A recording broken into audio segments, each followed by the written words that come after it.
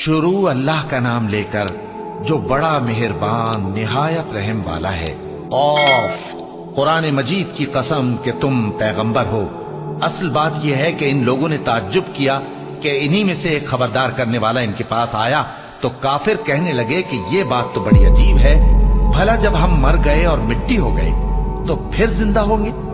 ये जिंदा होना अक्ल से बईद है। इनके जिस्मों को जमीन जितना खा खा कर कम करती जाती है हमको मालूम है, और हमारे पास तहरीरी याददाश्त भी है। बल्कि अजीब बात यह है कि जब इनके पास दीन हक आ पहुंचा तो इन्होंने उसको झूठ समझा। सो ये एक उलझी हुई बात में पड़े हैं।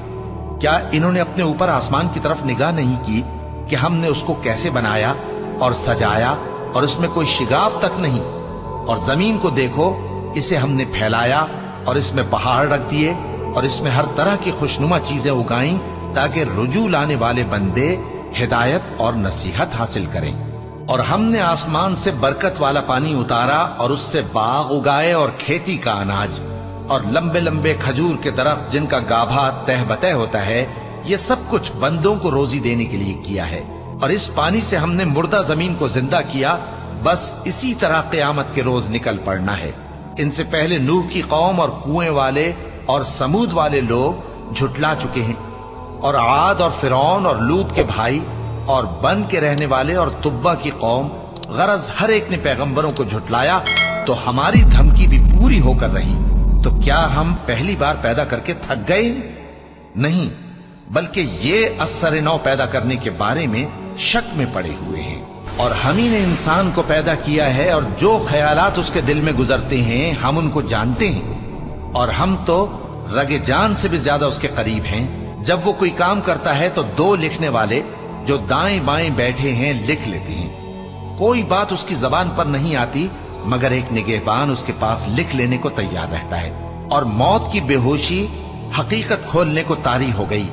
ऐ इंसान, यही वो हालत है जिससे तू भागता था, और सूर फूंका जाएगा, यही अजाब की धमकी का दिन है। और हर शख्स हमारे सामने इस हाल में आएगा कि एक फरिश्ता उसके साथ हाँकने वाला होगा और एक उसके अमाल की गवाही देने वाला। ये वो दिन है कि इससे तू गाफिल हो रहा था, अब हमने तुझ पर से पर्दा उठा दिया तो आज तेरी निगाह तेज है। और उसका हम नशी फरिश्ता कहेगा कि ये अमाल नामा मेरे पास तैयार है। हुक्म होगा कि हर सरकश नाशुक्रे को दोज़ख में डाल दो, जो माल में बुख्ल करने वाला, हद से बढ़ने वाला, शुबे निकालने वाला था, जिसने अल्लाह के साथ और माबूद मुकर्रर कर रखे थे, तो उसको सख्त अजाब में डाल दो। उसका साथी शैतान कहेगा कि ऐ हमारे परवरदिगार, मैंने इसको गुमराह नहीं किया था बल्कि ये आप ही रस्ते से दूर भटका हुआ था। अल्लाह कहेगा कि मेरे हुजूर में रद्दो कद न करो, मैं तुम्हारे पास पहले ही अजाब की वईद भेज चुका था। मेरे यहां बात बदला नहीं करती और मैं बंदों पर जुल्म करने वाला नहीं। उस दिन हम दोज़ख से पूछेंगे कि क्या तू भर गई? वो कहेगी कि कुछ और भी है। और बहिश्त परहेजगारों के करीब कर दी जाएगी कि उनसे मुतलक दूर न होगी। यही वो चीज है जिसका तुमसे वादा किया जाता था, यानी हर रुजू लाने वाले, हिफाजत करने वाले से, जो रहमान से बिन देखे डरता रहा और रुजू करने वाला दिल लेकर आया, उसमें सलामती के साथ दाखिल हो जाओ। ये हमेशा रहने का दिन है, वहां जो चाहेंगे उनके लिए हाजिर होगा। और हमारे यहां और भी बहुत कुछ है, और हमने उनसे पहले कई उम्मतें हलाक कर डाली। वो लोग इनसे कुव्वत में कहीं बढ़कर थे।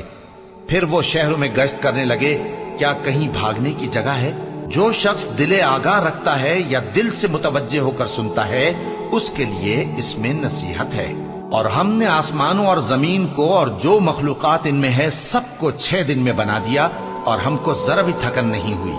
तो जो कुछ ये कुफ्फार बकते हैं उस पर सब्र करो, और आफताब के तुलू होने से पहले और उसके गुरूब होने से पहले अपने परवरदिगार की तारीफ के साथ तस्बीह करते रहो, और रात के बाज औकात में भी और नमाज के बाद भी उसी के नाम की तस्बीह किया करो। और सुनो, जिस दिन पुकारने वाला नजदीक की जगह से पुकारेगा, जिस दिन लोग एक जोर की आवाज यकीनन सुन लेंगे, वही निकल पड़ने का दिन होगा। हम ही तो जिंदा करते हैं और हम ही मारते हैं, और हमारे ही पास लौट कर आना है। उस दिन जमीन उन पर से फट जाएगी اور وہ झटपट نکل کھڑے ہوں گے۔ اس طرح سے جمع کرنا ہمیں آسان ہے۔ یہ لوگ جو کچھ کہتے ہیں ہمیں خوب معلوم ہے، اور تم ان پر زبردستی کرنے والے نہیں ہو۔ بس جو میرے عذاب کی دھمکی سے ڈرے اس کو قرآن کے ذریعے نصیحت کرتے رہو۔